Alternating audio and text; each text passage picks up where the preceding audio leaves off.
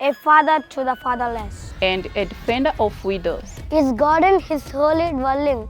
God sets the lonely in families. He leads out the prisoners with singing.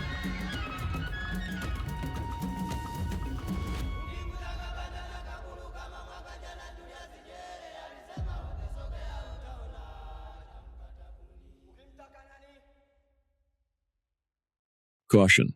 This film contains sensitive content and is not suitable for younger audiences. Viewer discretion is advised. Myanmar is in the grip of a brutal civil conflict. Young rebels willing to die and kill for democracy. In recent months, bombings on rebel facilities have intensified. Torture, rape, and airstrikes on schools and hospitals. More than 3 million people have been displaced. Tens of thousands have died. The UN estimates more than 18 million people are in desperate need of humanitarian assistance.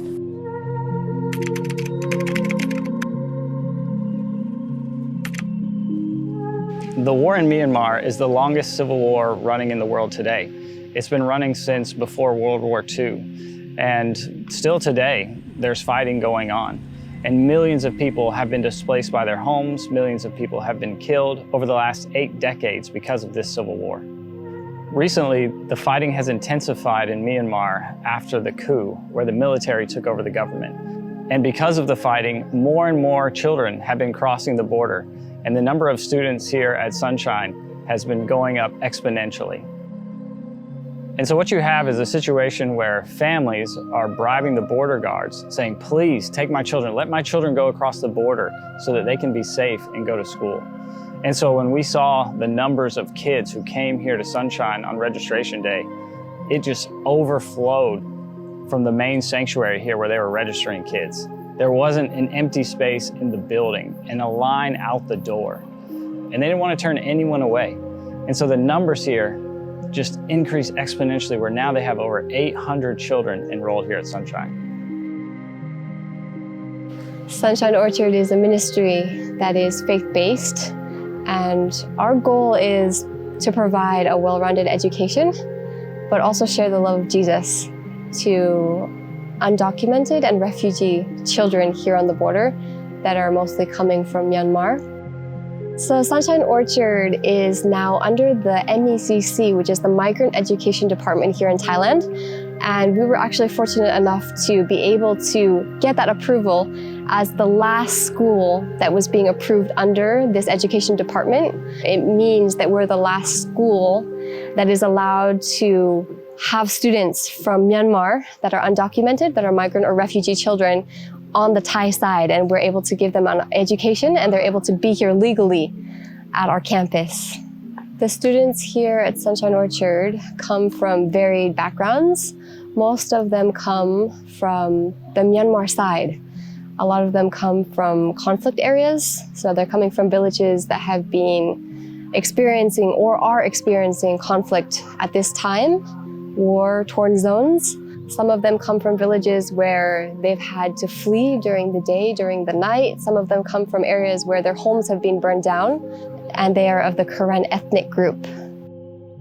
Students also come from a variety of backgrounds with abandonment and also orphans, whether that is because of the conflict and their parents passing, or if it is because of other reasons or health reasons. When I originally visited Sunshine Orchard, I knew that Child Impact needed to get involved. This is what we do. We want to work with the most vulnerable children anywhere around the world. And these are some of the most vulnerable kids fleeing civil war, many of them without families, and they're left here to the care of the staff. And so when I got those pictures of registration day here at Sunshine, I knew not only did we need to get involved, but it was time to do more. So originally we thought we would take on 100 new students here into our sponsorship program. But the need was so great. When we met together as a team, we said we need to start with 400 this year. And so we've been steadily increasing the number of kids we have in sponsorship, and we hope to continue beyond 400 to help with the need. It was unexpected. There were so many students who came. And I remember the anxiety that you could see on their faces if their children would get a place in school, especially them knowing that we weren't planning on accepting that many. During the ceremony or the orientation where we were sharing about how many students we have in each grade, how many students we can accept, you could hear gasps in the congregation, in the crowd, you know, when we would call out grade 3, we can only accept 12 students, but there was more than 20, 30 students that would, grade 3 alone, that needed to be entered. And as the day prolonged, especially on that day, when students started to see that applications were filling up and there might not be a place for them, a lot of them started to open up and share where they had come from, what they were coming from, and why they were coming to Sunshine Orchard. And I remember specifically 2 young boys. They were with their family, and the mother, she got really teary because I told her that the application for that grade, it was full. And we told them that they could write their names down on a waiting list, but that we could not guarantee if we would be able to accept. And the mother shared how in their village, just the week prior, the military had been drafting young boys for the Myanmar military, even to the age around 10 and 12. If the boys were looking old enough, then they were taking all of them. And the mother was so concerned that her boys would be taken into the military. Just this year, the military in Burma started conscripting, or what we would call forcibly drafting, up to 5,000 people per month. Now, these people were supposed to be over the age of 18, but when the military is coming to villages, they're taking anyone old enough to hold a rifle. In fact, we were just told the story of a young man who was forcibly taken from his village and was being marched to the conscription camps. He escaped during the night, ran all the way across the border, and has now found a safe place here in Thailand. So for our students, especially since the coup that happened in Myanmar recently, the situation has escalated in all areas of Myanmar, but not only for the young people. Now there's the risk for the younger generation, the children. So as long as the child is old enough to participate, to hold a gun, to be able to train, they're now actively taking children, even as young as 10, 11, 12, at that tender age when they should be in school. This is the reality for a lot of them, and also the safety environment in their villages in villages that have been safe for years, for decades, they're now experiencing these new trials just because of the recent intense escalation of the conflict that is happening in Myanmar. Many of these children are escaping civil war. Their villages have been bombed, their schools have been burned down. In fact, just since we've been here, we were supposed to take a day trip in to see another potential school for sponsorship on the Myanmar side. We had it cleared, security clearance on the Thai side, security clearance on the Myanmar side. And then just this afternoon, an entire village was bombed. This was a military base for the Karen people, and a drone dropped 3 bombs, wiping out the village. This was only 20 to 30 minutes north of where we're located here. There hasn't been fighting like this in the last 14 years, and everyone thought that this was a safe place. But just like that, just in an instant, fighting's erupted where we are today. And this is what the kids are going through who come here as students to Sunshine. Not only do they face threats of civil war, but once they get to the Thai side, then there are all kinds of risks, like risks of being trafficked. I was just told a story of a group of traffickers here who have a route to pick up unaccompanied children at the border and smuggle them all the way into the factories of Bangkok, where they're trafficked for labor and sex. So the kids are not only facing civil war in Myanmar, but then once they think they get to a safe place here in Thailand, they face an altogether new risk of being trafficked. And so there's really a huge need for a safe place for these kids, like here at Sunshine Orchard. So Sunshine is very helpful to the Karen children here. They help them academically, like in their education, well-being, and not only that, their mental, physical, and most importantly, their spiritual growth here. The staff here are extremely dedicated to the cause.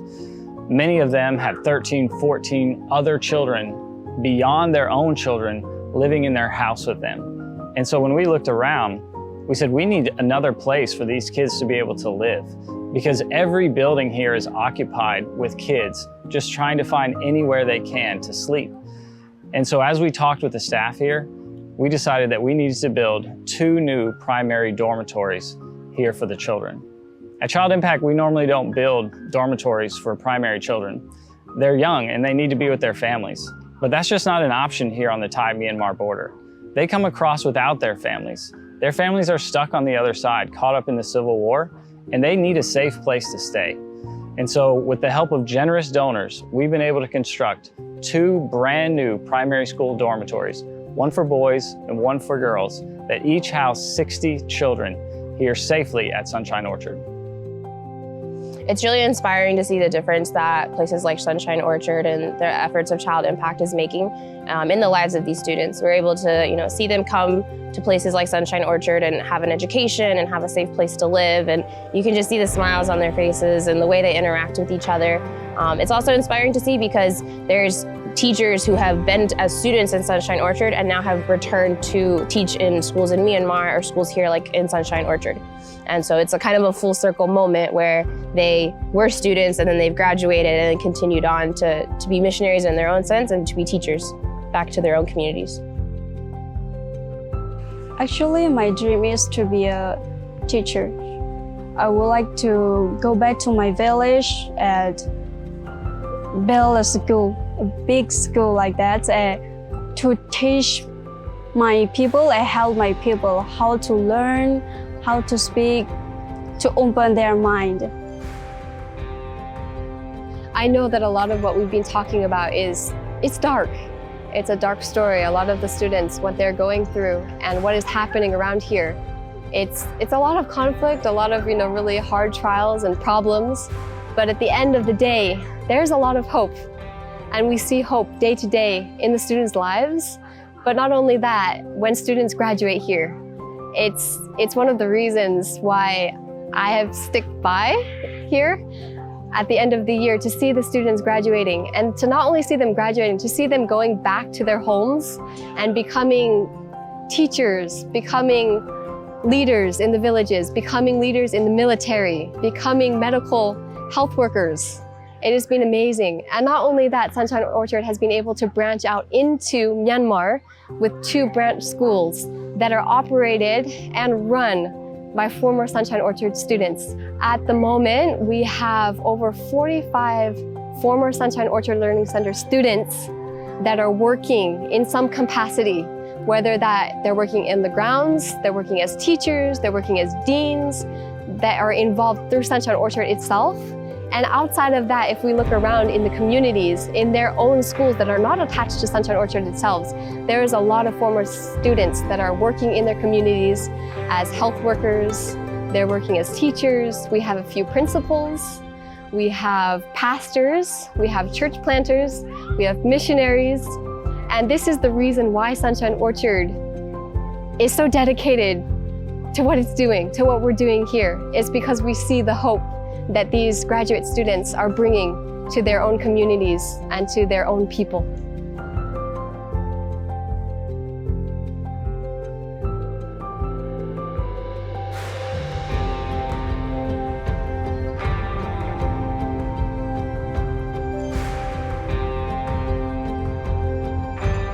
At Child Impact International, our goal is to eradicate the exploitation of vulnerable children all around the world.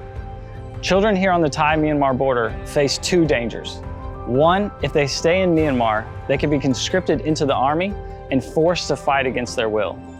The second, if they cross over to a safe place here in Thailand, they could be picked up by traffickers and forced to work in factories or for sexual services in the big cities. I want to invite you to go online to childimpact.org/donate and select Operation Child Rescue. Or you can call our office at 423-910-0667. Thank you for your support, and may God bless.